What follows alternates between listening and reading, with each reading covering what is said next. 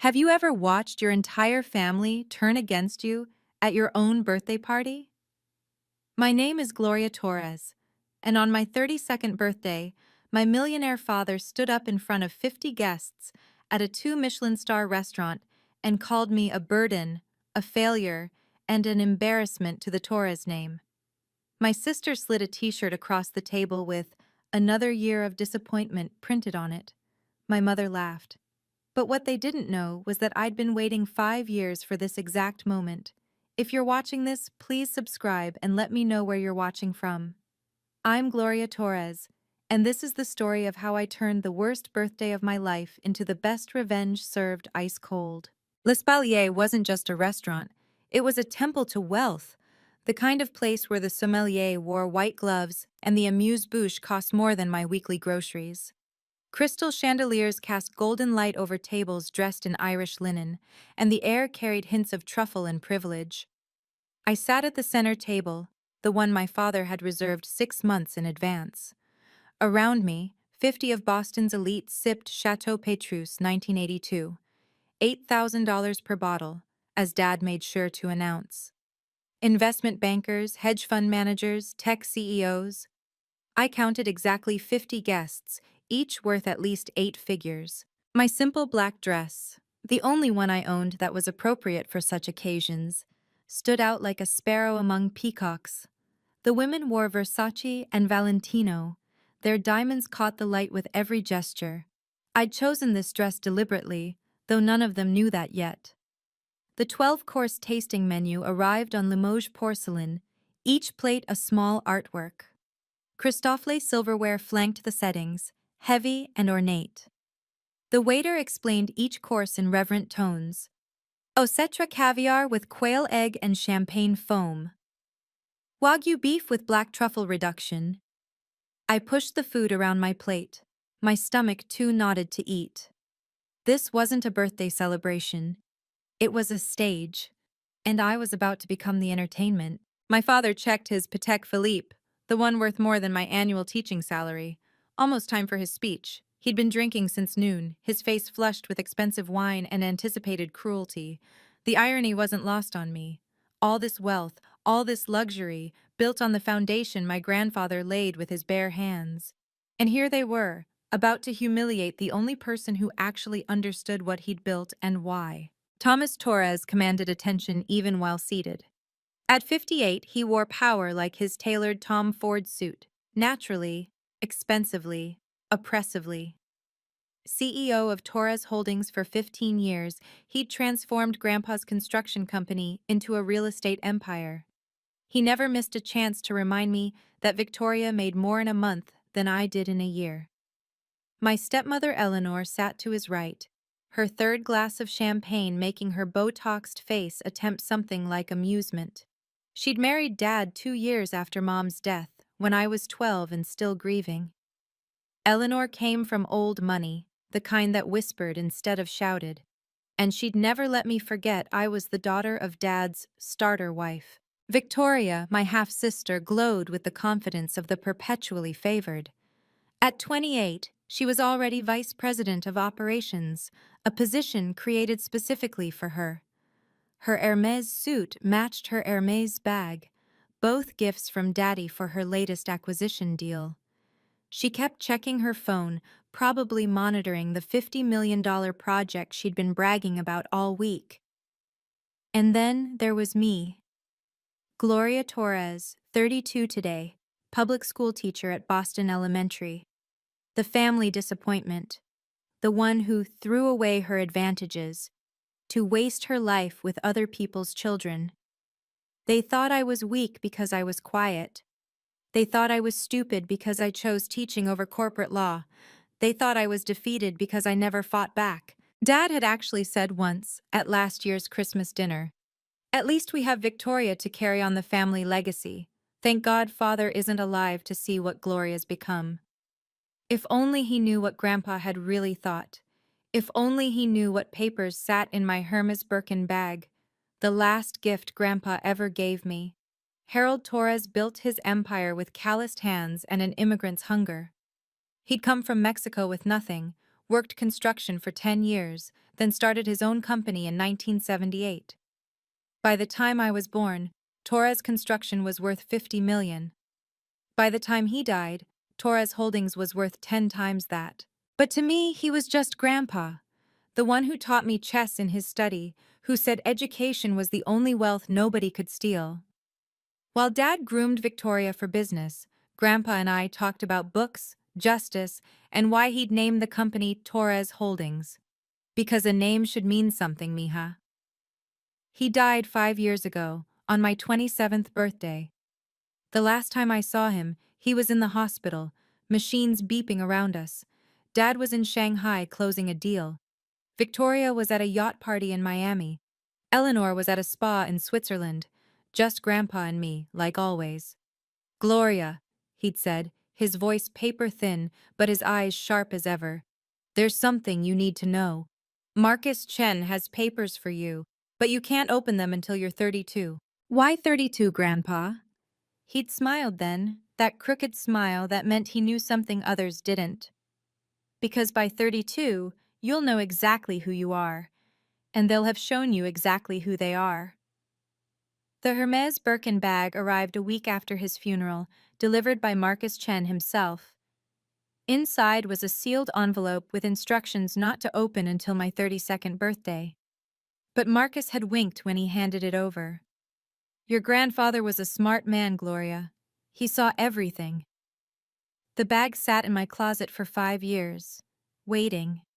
Like me.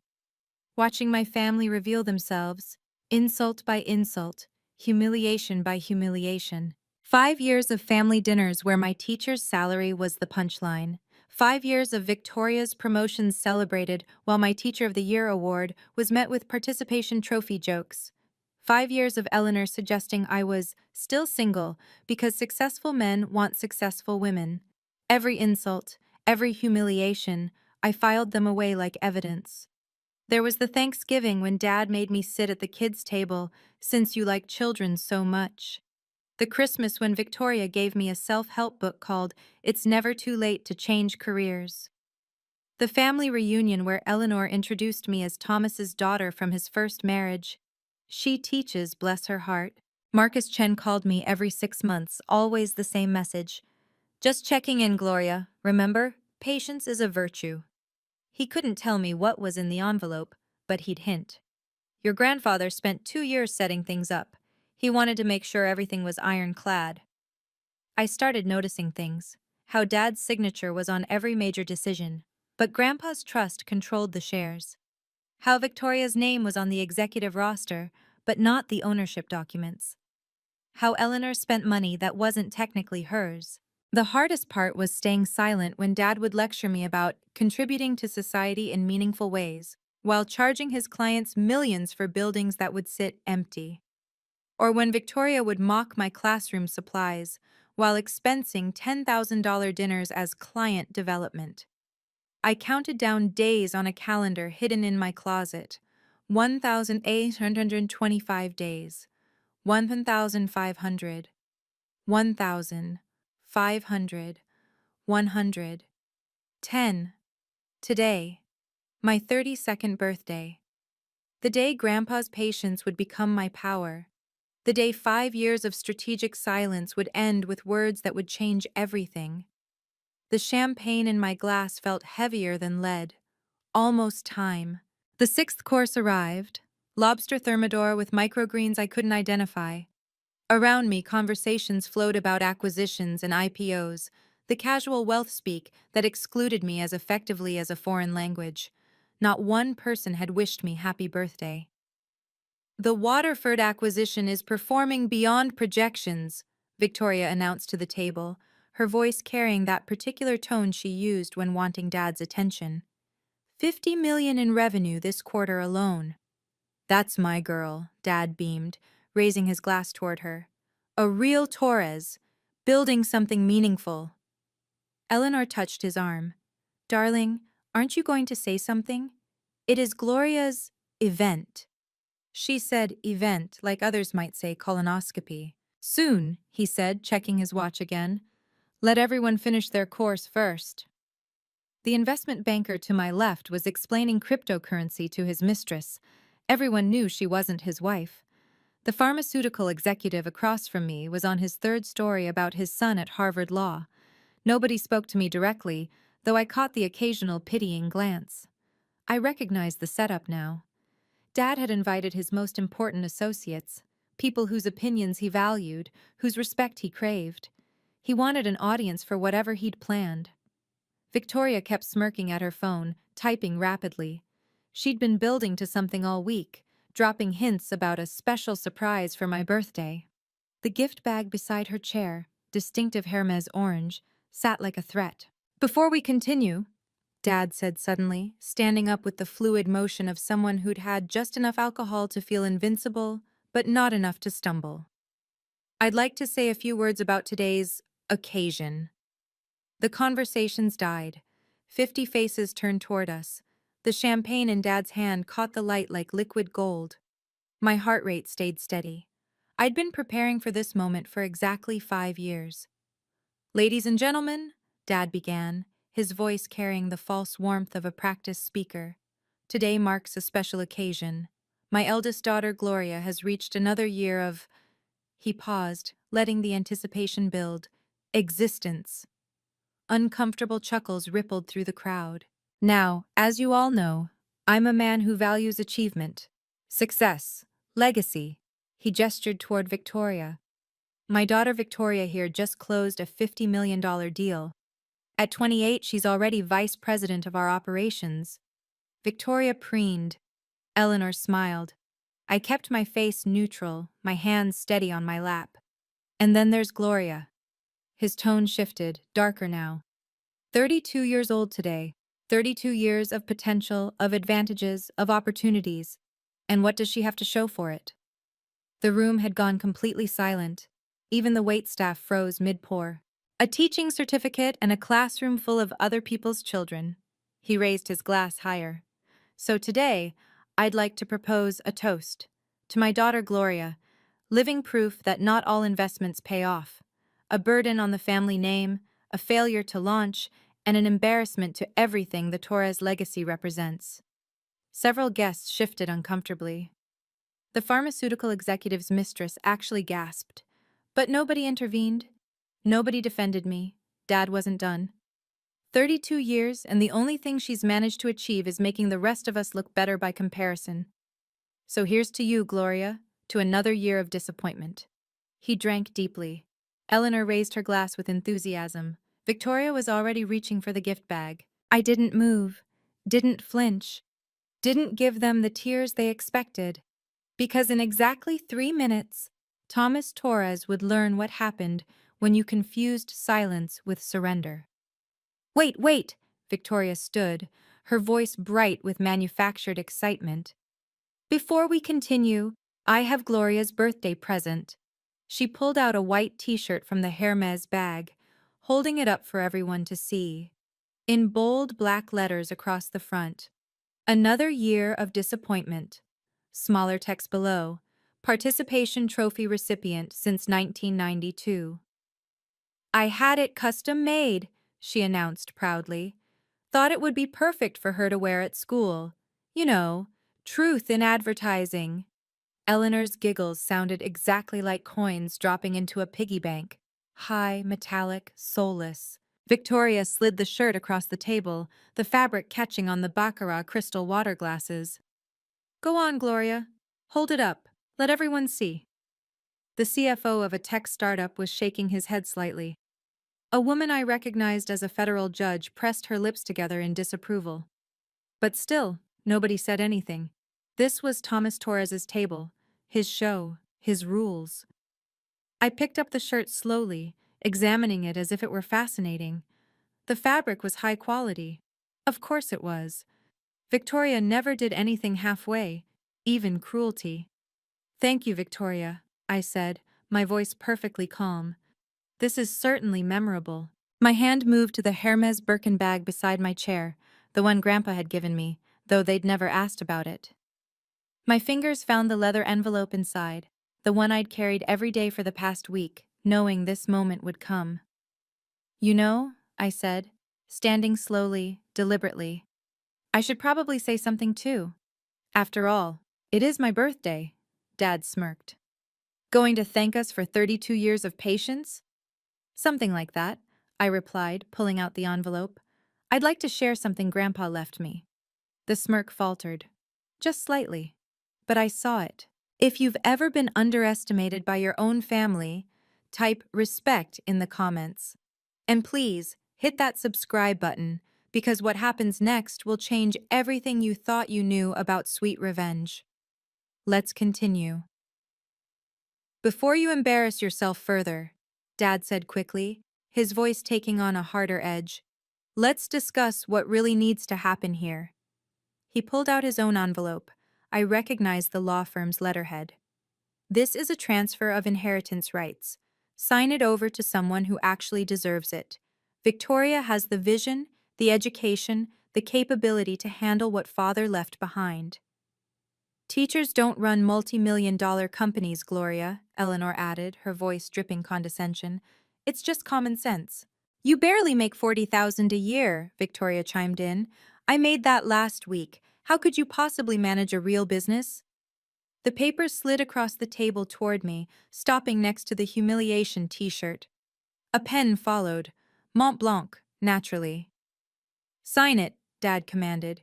Do the right thing for once, or I'll cut off your health insurance, your phone plan, and that little supplementary check I send you every month. You think living is hard now?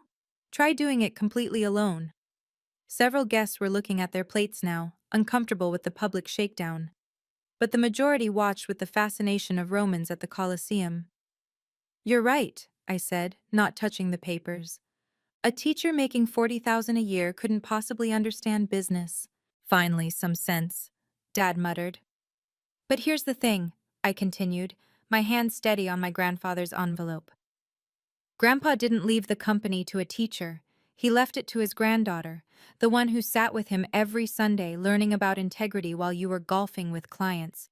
The one who was there when he died while you were in Shanghai. Don't be dramatic. The one, I said, opening the envelope. He trusted with everything. The federal judge leaned forward slightly. She knew something significant was happening. The investment banker stopped mid-conversation with his mistress. Even the waitstaff had found reasons to linger nearby, sensing the shift in atmosphere. This is family business, someone muttered, but they didn't look away.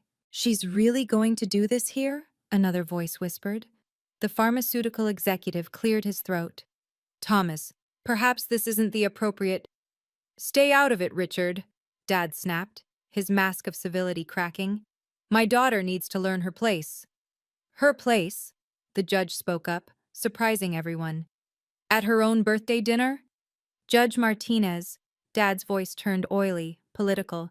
You don't understand the full situation. Gloria has limitations. We're trying to protect her from embarrassment. Looks like you're the one creating the embarrassment, she replied coolly. Victoria's face flushed. She's a teacher. She chose to waste her life. Why should she get anything? Because it wasn't your grandfather's to give, I said quietly, pulling out the documents. It was never Dad's to control.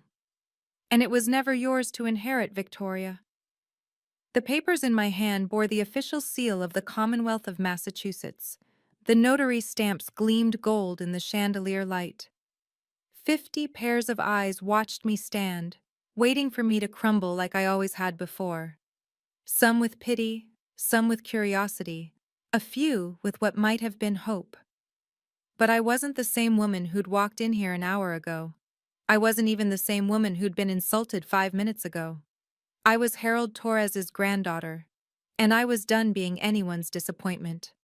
My fingers found the phone in my pocket, Marcus Chen's number already dialed, waiting for speaker mode. I looked at the transfer papers Dad had slid across the table, then at his face. So confident, so certain of my weakness. You're absolutely right, I said softly. The room exhaled collectively. Dad's shoulders relaxed. Victoria smirked. I'm just a teacher, I continued, my voice steady, almost apologetic. I chose a classroom over a boardroom. I chose children over contracts. Finally, Eleanor muttered. Some self-awareness. I make 40,000 a year. I buy my clothes at Target. I drive a 10-year-old Honda. I picked up the Mont Blanc pen, testing its weight. I'm everything you say I am. A disappointment, a failure, an embarrassment to the Torres name. Dad was already reaching for the papers, ready to witness my signature. Victoria had her phone out, probably ready to announce her new position to her social media followers. But you forgot something, I said, setting the pen down without signing. I'm also Harold Torres's granddaughter, and while I may not be a businesswoman, I pulled out the first document from Grandpa's envelope. He was. The legal seal caught the light. The header read, Last Will and Testament of Harold Jesus Torres. Dad's face went white. That's not possible. I saw the will. I was there when...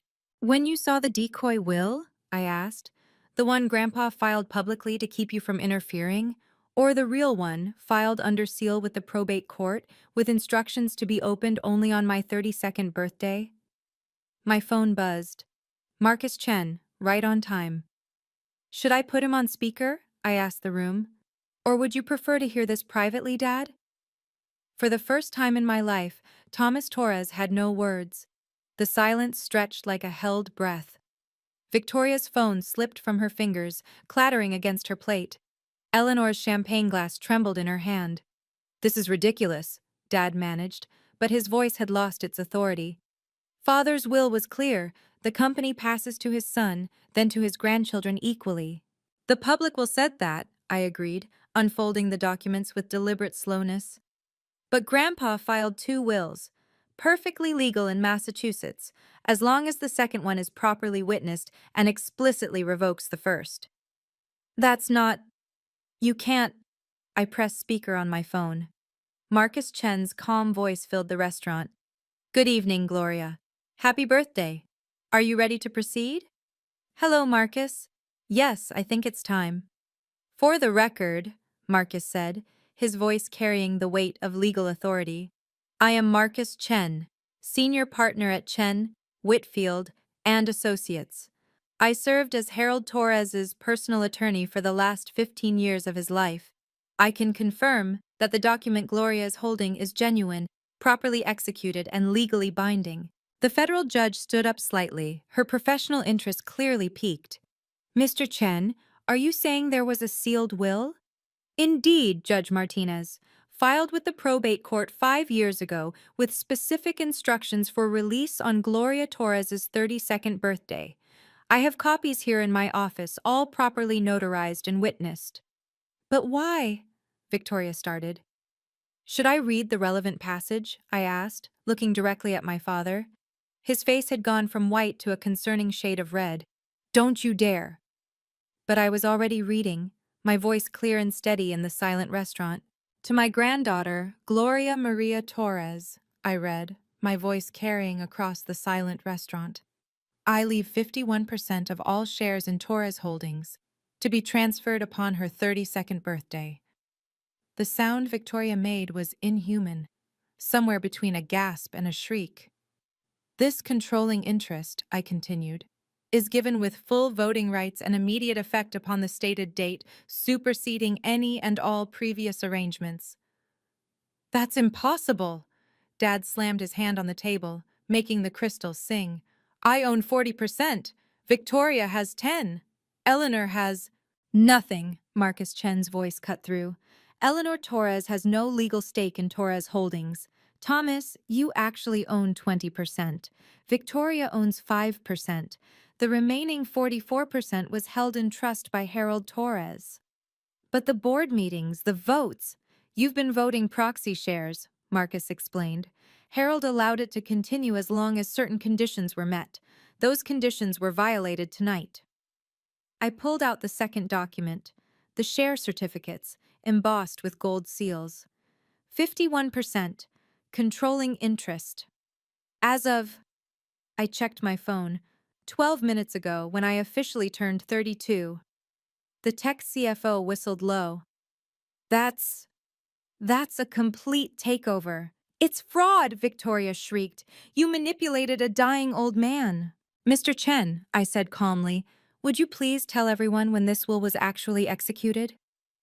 5 years and 6 months ago, Marcus replied, when Harold Torres was in perfect health, of sound mind, and had just received his annual cognitive assessment, which he passed with flying colors. I have the medical records here. Dad's hands were shaking now. Why? Why would he do this? I looked him straight in the eye. Should I tell them, or would you like to guess? There's more, I said, finding the next page. Grandpa was very thorough. Gloria, please. Dad's voice had shifted from anger to something like fear. We can discuss this privately. Like we discussed my birthday privately? I asked. No, I think Grandpa wanted witnesses. That's why he included Clause 7.3. Marcus Chen's voice filled the pause. The behavioral clause. Harold was very specific about that one. I read. Any family member who publicly humiliates, demeans, or attempts to coerce the heir apparent forfeits all executive and board positions within Torres Holdings, effective immediately upon such behavior being witnessed and documented. The federal judge actually laughed, a short, sharp sound of understanding. He knew. Your grandfather knew exactly what would happen. The birthday party, the investment banker breathed. This specific birthday party. He knew they would. Call me a burden? I asked, looking at Dad. A failure? An embarrassment? Yes, he knew. Because you've been doing it for years, but tonight you did it in front of 50 witnesses. You set us up, Eleanor gasped. No, I corrected. Grandpa did, 5 years ago. He knew that by my 32nd birthday, you'd have shown everyone exactly who you are, and you have. The t-shirt, someone whispered. The daughter gave her a t-shirt that said, Another year of disappointment, I confirmed, holding it up. Thank you for that, Victoria. Physical evidence is always helpful.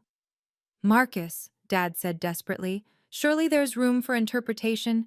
None whatsoever, Marcus replied. In fact, I'm recording this call, as instructed by Harold's will. The behavioral clause is ironclad. As of this moment, Thomas, Eleanor, and Victoria Torres are terminated from all positions within Torres Holdings.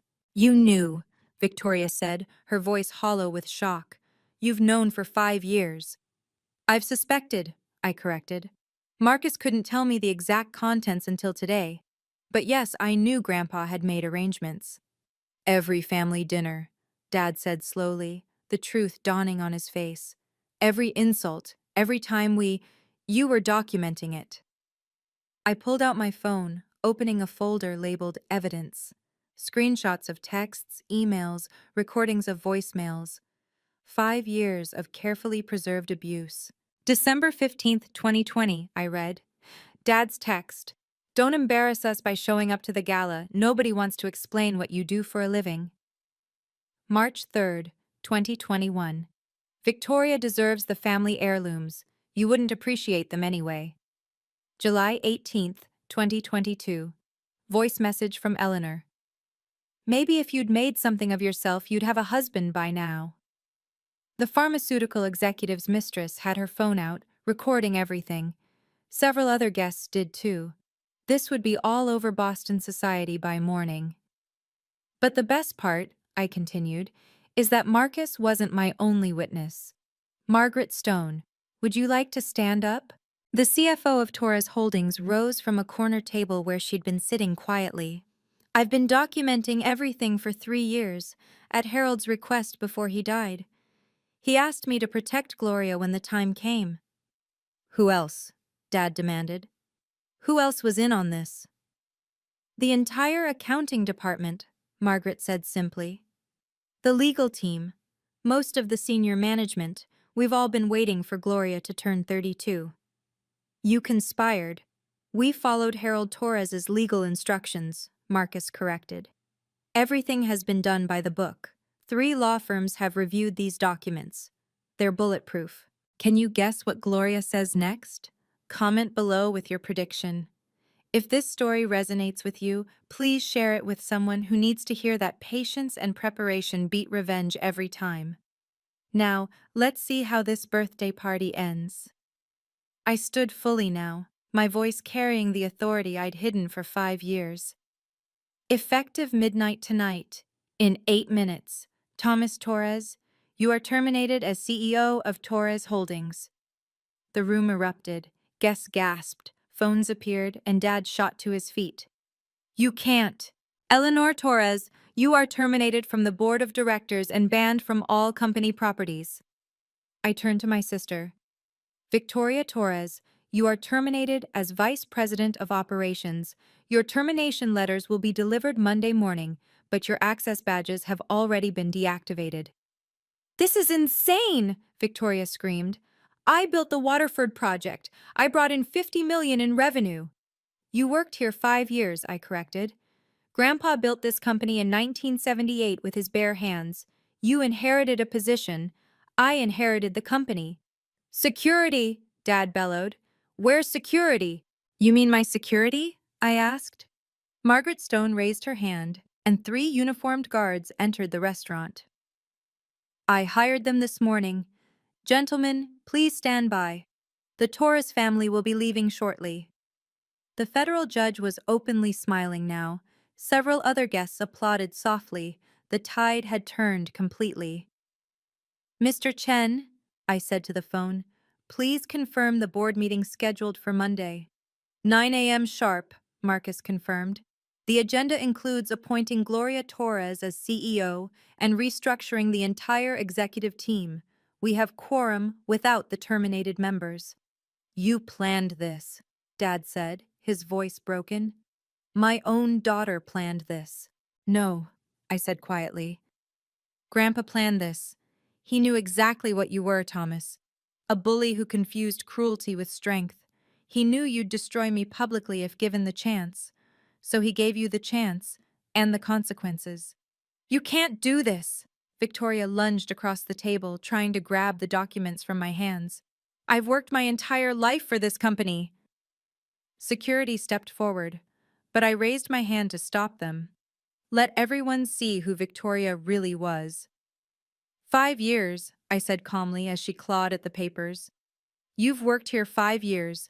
I've been a Torres for 32 years. I closed the Waterford deal. I brought in the Singapore investors. You lied on the Waterford reports, Margaret Stone interrupted. We have the real numbers. The project is hemorrhaging money. You've been hiding losses for 2 years. Victoria froze, her face draining of color. What? Dad turned to her. Victoria, what is she talking about? It's nothing, Daddy, just temporary cash flow issues. Fraud, Margaret said simply. Securities fraud, to be specific. Gloria could file charges, but she's chosen not to. Yet. Victoria's hands dropped. The fight went out of her like air from a punctured balloon. Sit down, Victoria, I said quietly. You're making a scene. She laughed, a bitter, broken sound. A scene? You just destroyed our entire family in front of 50 people and you're worried about a scene? I didn't destroy anything, I replied. I just stopped letting you destroy me. She grabbed a glass of wine and threw it at me. The burgundy liquid splashed across my simple black dress, dripping onto the pristine white tablecloth. The restaurant gasped collectively. I didn't flinch. Security, please help Ms. Torres gather her things. She's leaving. As the guards approached, Victoria's bravado finally cracked. Please, she whispered. Gloria, please. We're sisters. No, I said simply. We never were. I'll sue you, Dad said, his voice low and dangerous. I'll take this to every court in Massachusetts. This won't hold. You manipulated a sick old man. Thomas, Marcus Chen's voice cut through his threat. I'd be very careful about making accusations you can't support. Harold Torres was examined by 3 independent physicians before executing this will. Would you like me to read their statements? This is coercion. Entrapment. It's neither, Judge Martinez spoke up. I've been watching this very carefully, Mr. Torres. What I've witnessed is a lawful transfer of inherited shares with clear documentation of the behavioral violations that triggered the employment termination clause. You're taking her side? I'm stating legal facts. The judge's voice was ice. And frankly, after watching you humiliate your daughter at her own birthday party, I'm not surprised your father took these precautions. Dad turned desperately to the other guests. Richard, tell them! You've known me for 20 years. Tell them this isn't right! The pharmaceutical executive looked away. Tom, you just called your daughter a failure in front of everyone. You made your bed. Jacobson, you're my lawyer. Not anymore, the man said quietly. Conflict of interest. Besides, I've seen the documents. Chen's right. They're bulletproof. 3 firms confirmed it. Wilson and Associates, Brennan Legal, and Hartley, Smith, and Partners. You all knew? Dad's voice cracked. You all knew this was coming? We suspected, someone said. Harold Torres was a smart man. He wouldn't leave his company to someone who treats family like you do. Dad sank into his chair, suddenly looking all of his 58 years. 30 years. I gave 30 years to that company. And Grandpa gave 50, I reminded him. The difference is, he built it with love. Eleanor had been silent since the revelation, but now she stood, her designer dress rustling like money. Her makeup, so perfect an hour ago, was running in small rivers down her Botoxed face. Gloria, sweetheart, she began, her voice syrupy in a way I'd never heard before. We're family. I'm your stepmother. I raised you. You moved in when I was 12, I corrected. You sent me to boarding school at 13. You forgot my 16th birthday. You tried to exclude me from my own father's wedding. Which part was the raising? I was young. I didn't know how to be a mother. You were 35. You had a child. You just didn't want someone else's. She moved closer, reaching for my hands. I stepped back. Please, she whispered, loud enough for everyone to hear. Where will I go? This is my home, my life. You have a trust fund worth $8 million from your first husband, Margaret Stone announced. Public record. You also own property in Beacon Hill, Martha's Vineyard, and Aspen. You'll be fine. Eleanor's face transformed from pleading to vicious in an instant. You little... Careful, I warned. Anything you say now can be used in the divorce proceedings. What divorce? She shrieked. I looked at Dad. You didn't tell her? The prenup she signed has a morality clause. Publicly humiliating family members voids spousal support. You did that tonight when you laughed at Victoria's t-shirt gift. Dad's lawyer, former lawyer, can confirm. Jacobson nodded reluctantly. It's true. The prenup is very specific. Eleanor turned on Dad. You said the prenup was standard. You said...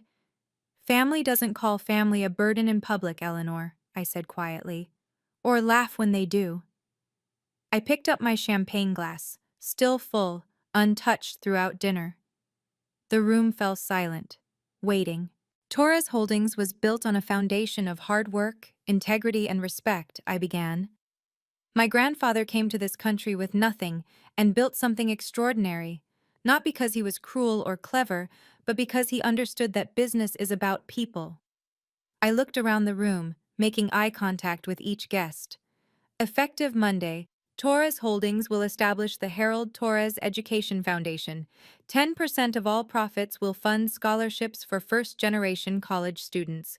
Children of our employees will receive full tuition to any state school. Several people nodded approvingly. The federal judge raised her glass slightly. The executive team will be restructured based on merit, not nepotism. Margaret Stone will serve as interim CFO. The board will include at least 40% women and 30% people of color, reflecting the community we serve. You're destroying everything I built, Dad protested. No, I said firmly. I'm honoring everything Grandpa built. You forgot that Torres Holdings was never about holdings. It was about the Torres name meaning something. I turned to the security guards. Please escort the former executives out. Their personal items will be sent to them. As they stood, I added, one more thing. Any current employee who's been harassed, belittled, or discriminated against under the previous leadership should contact HR. We'll be conducting a full review. The teacher is now your CEO, Victoria spat as security guided her toward the door. Yes, I said simply. The teacher who understands that true power isn't about tearing others down. It's about building them up. Something Grandpa knew.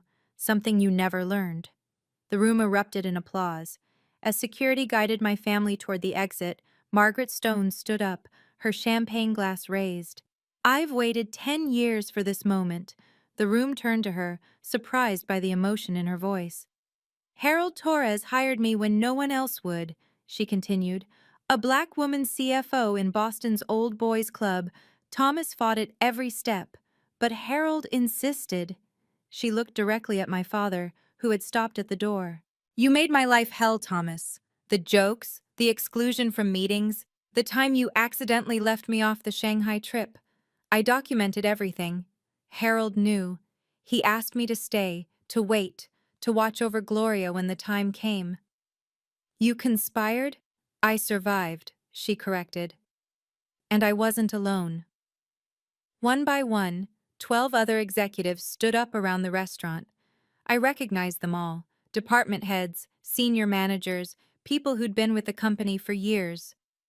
We've all been waiting, said Robert Kim, head of development. Harold asked each of us personally to protect the company's true values until Gloria was ready. He knew you'd show your true colors eventually, added Sarah Martinez, legal counsel.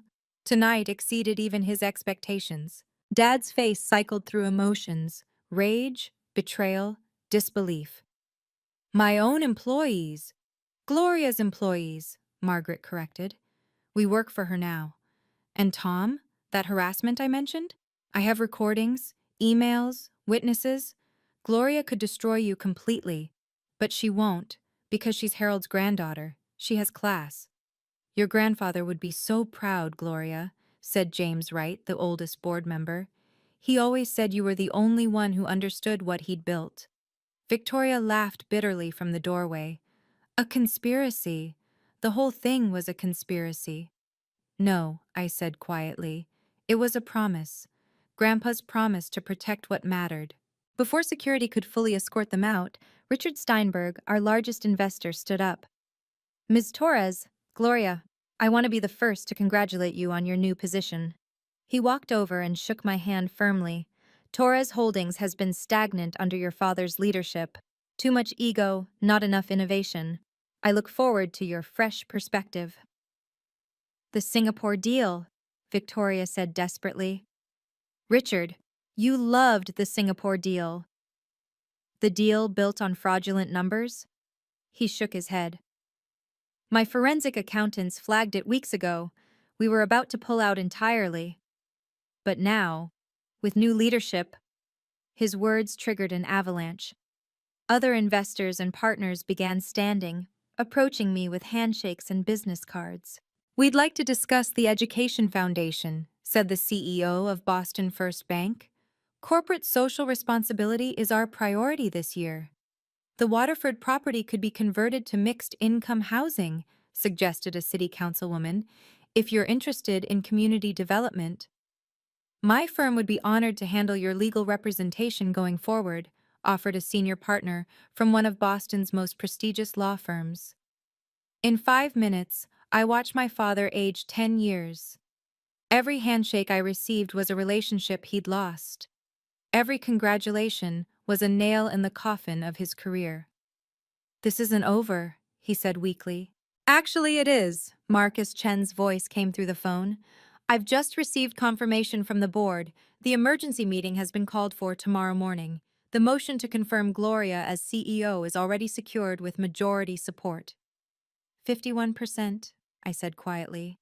It's amazing what you can do with a controlling interest and the truth on your side. Security finally began moving my family toward the exit. The entire restaurant watched as the Torres dynasty changed hands in real time. Victoria made one last desperate grab for my phone, trying to snatch it from the table. That's company property. Everything about the company is mine, I finished calmly, pulling the phone away. Security, please. The guard gently but firmly took Victoria's elbow. She jerked away, stumbling in her designer heels. Don't touch me. Do you know who I am? A former employee, the guard said simply. Eleanor tried to maintain dignity as she walked, but her heel caught on the carpet.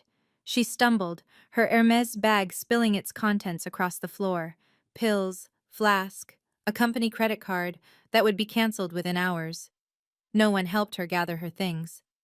Dad walked in complete silence, his shoulders slumped, his earlier bravado completely extinguished. The man who'd commanded rooms for 30 years looked smaller with each step. They reached the door, the same door they'd pushed me through metaphorically so many times. The door I'd walked through feeling worthless, feeling like nothing, feeling like the family disappointment. But then Dad turned back.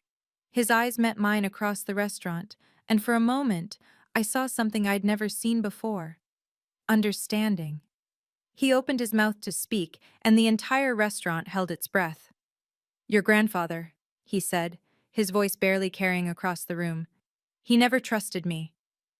I know, I replied simply. I gave everything to that company. Everything. You took everything from that company, I corrected. There's a difference. He stood there for another moment. This man who'd been my tormentor for so long looking suddenly fragile and mortal. He saw something in you I refused to see, Dad said, his voice hollow. Even when you were young, especially when you were young. The admission hung in the air like a confession. He used to watch you in board meetings, he continued. You'd sit in the corner doing homework, and he'd say, that one listens, that one learns. I thought he was going senile. He was preparing me, I said quietly. Every Sunday visit, every story about the business, every lesson about integrity, he was teaching me to wait. For this moment. For the truth to matter. Dad laughed, a bitter, broken sound. You played the long game, 5 years of humiliation, and you never broke character. It wasn't character, I replied. It was survival, and hope that someday the documents would speak louder than the insults. I suppose you want an apology. No, I said, surprising him. I want you to leave. Apologies from you mean nothing because you're only sorry you lost, not sorry for what you did. I'm your father, biologically, I agreed. But Grandpa was my family. He's the one who showed up to my school plays. He's the one who celebrated my teaching degree. He's the one who saw me. Dad's face crumpled slightly. He never trusted me. Now I know why. Neither do I said simply. Goodbye, Thomas. He turned without another word and walked through the door. Eleanor and Victoria had already been escorted to the valet. The door closed behind him with a soft click that sounded like finality. The restaurant was silent for a moment. Then someone started clapping slowly. Then another. Then another. The applause washed over me like a wave, but I barely heard it. I sank back into my chair, suddenly exhausted. The adrenaline that had carried me through the confrontation was fading, leaving behind a strange mix of triumph and sadness. The restaurant slowly returned to normal. Waiters began clearing plates, guests returned to their own conversations, though many kept glancing my way with expressions of respect and curiosity. I looked at the empty chairs where my family had sat. The wine stain from Victoria's tantrum was still spreading across the white tablecloth. Eleanor's champagne glass sat abandoned, lipstick smeared on the rim. Dad's napkin was crumpled beside his plate, the food barely touched. For the first time in 32 years, I was alone on my birthday by choice, not circumstance. Margaret Stone approached quietly. Gloria?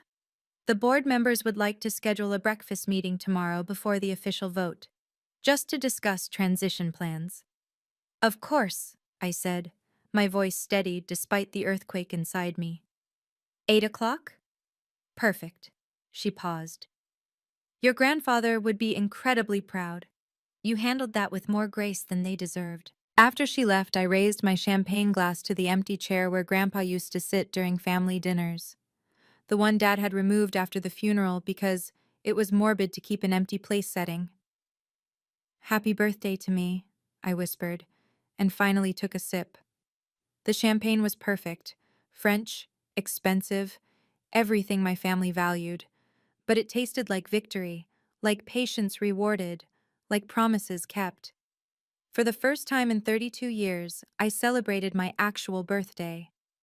Not as the family disappointment, but as Harold Torres's granddaughter and the rightful heir to everything he'd built. The next morning, I arrived at Torres Holdings at 7 a.m. The security guard did a double take when I swiped my new executive access card. "Ms. Torres! I mean CEO Torres?" "Just Gloria is fine, William," I said, reading his name tag. "How long have you worked here?" 15 years, ma'am. Your grandfather hired me." "Then you'll remember his rule about first names." He smiled, the first genuine smile I'd seen in this building directed at me. "Yes, ma'am, Gloria." He said titles are for people who need them. The executive floor felt different without the weight of judgment. My father's office, my office now, still smelled like his cologne and disappointment. I opened every window. My phone had been buzzing all morning, 300 emails, 50 texts, 20 voicemails. The business world moved fast when power changed hands. One email stood out. From Victoria. "Please, Gloria, I have nothing. Dad won't answer my calls. Mom, Eleanor, is leaving him. I'm sorry for everything. Please." I didn't delete it. I didn't respond either. Boundaries don't require cruelty, but they do require consistency. Margaret arrived at 7:30 with coffee and files. "The forensic audit of Victoria's projects is worse than we thought. She's been hiding losses for 3 years. We're looking at 50 million in overstatements. Criminal charges? We could pursue them?" I thought about it. "No, but make sure the board knows. And the investors. Natural consequences are enough. Your father has been calling board members all night. No one's taking his calls." "He'll learn," I said, looking out at the city Grandpa had helped build. Sometimes, the most powerful thing you can do is nothing at all. By Friday, the full scope of my father's mismanagement became clear. Margaret and the forensic team had uncovered a decade of questionable decisions, nepotism hires, and what bordered on embezzlement. $10 million, Margaret reported in our morning meeting, redirected to shell companies owned by his golf buddies, all technically legal but ethically bankrupt. And Victoria's projects? Every single one is underwater. She was using new investor money to hide losses from previous deals. Classic Ponzi behavior. I could have destroyed them both with this information. One call to the SEC, one leak to the Boston Globe, and they'd be finished. Instead, I had legal draft a simple letter. Torres Holdings will not pursue criminal or civil action regarding past financial irregularities, provided all company property is returned and no attempts are made to interfere with current operations. "You're letting them off easy," Margaret said. "I'm letting them go," I corrected. "There's a difference." Eleanor had already fled to her mother's estate in Connecticut. The divorce papers were filed within 72 hours. Apparently, she'd been planning her exit for years, but stayed for the money. The employees, meanwhile, were transforming. People who'd been silent under my father's regime started speaking up in meetings. Ideas that had been dismissed were being revisited. The woman who cleaned the offices, Maria, stopped me in the hall. "Your grandfather would be so happy," she said in Spanish.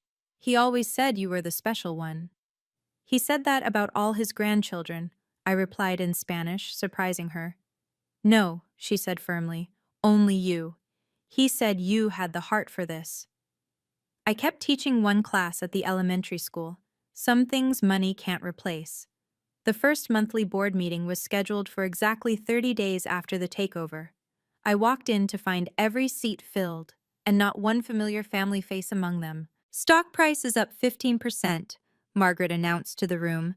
"Best single-month performance in 5 years. Employee satisfaction scores," Robert Kim added, "are at an all-time high. We've received over 200 internal applications for the new positions created by the restructuring." And the Education Foundation? I asked. Fully funded and operational, Sarah Martinez replied. 100 scholarships awarded to employees' children for the fall semester. Full tuition to any state school as promised. Judge Martinez, who'd joined our board as an independent director, smiled. The press is calling it the Teacher's Revolution. Forbes wants an interview. No interviews yet, I decided. Let the work speak first. After the meeting, I walked through the building, something my father never did. I knew every employee's name within 2 weeks, their kids' names within 3, their dreams within 4. The company my grandfather built was never about the buildings or the deals. It was about the people who built them. Gloria, someone called from accounting. Did you see? The Waterford property got approved for mixed-income housing, 200 units, 30% affordable. Victoria's vanity project transformed into something meaningful. She'd predicted it would make us millions. Instead, it would make us matter. That afternoon, I stood in what used to be my father's office, looking at the portrait of Grandpa that I'd had restored to its place of honor. 10% to education like you always wanted, I told the painting, and the company name means something again. I kept teaching part-time. Some things money can't replace. 6 weeks after the takeover, Victoria texted asking to meet. I chose a small cafe in Cambridge, neutral ground, public enough for safety, quiet enough for truth. She looked different. The designer clothes were gone, replaced with off-the-rack professional wear. The entitled gleam in her eyes had dimmed to something almost humble. You look well, she said carefully. I look the same as always. You just never looked before. She flinched but nodded. I deserve that. What do you want, Victoria? A job, she said quietly. Any job. I've applied everywhere. No one will touch me after what happened. Natural consequences. I know what I did was wrong. Do you? I interrupted. Or do you just know you got caught? She was quiet for a moment, stirring her coffee. Grandpa always loved you more. He loved us equally. You just loved money more than you loved him. That's not... She stopped, reconsidered. Maybe that's true. He tried to teach me about integrity, but Dad always said, Dad was wrong about everything that mattered. I know that now. She looked up at me, and for the first time in years, I saw the little girl who used to be my sister before ambition poisoned her. I'm 28 years old and I don't know who I am without the company. Then figure it out, I said simply. That's what I did for 32 years while you all told me I was nothing. Will you ever forgive me? Maybe, when you understand that forgiveness isn't about getting your old life back. I stood to leave, then paused. I'll hire you back when you remember why Grandpa started this company. Not for money or power, but to build something that helped people build their lives. 6 months later, I stood before 200 employees at our first all-hands meeting under new leadership. The conference room was packed, with people video calling in from our satellite offices.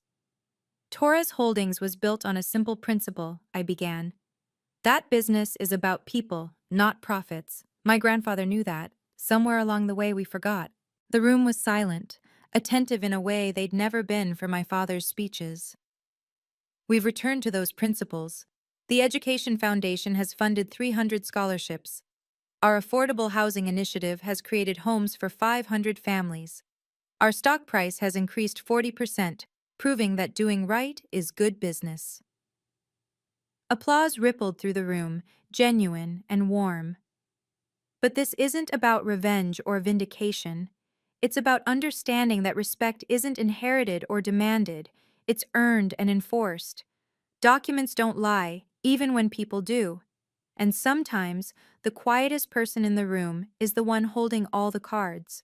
After the meeting, I returned to my office, redecorated now with pictures from my classroom, awards from my students, and Grandpa's portrait watching over it all. My phone buzzed.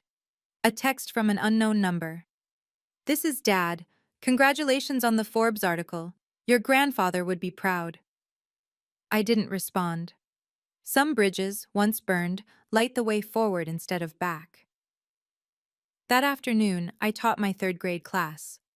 We were studying patience, how plants grow slowly, invisibly, underground, before suddenly breaking through into the light.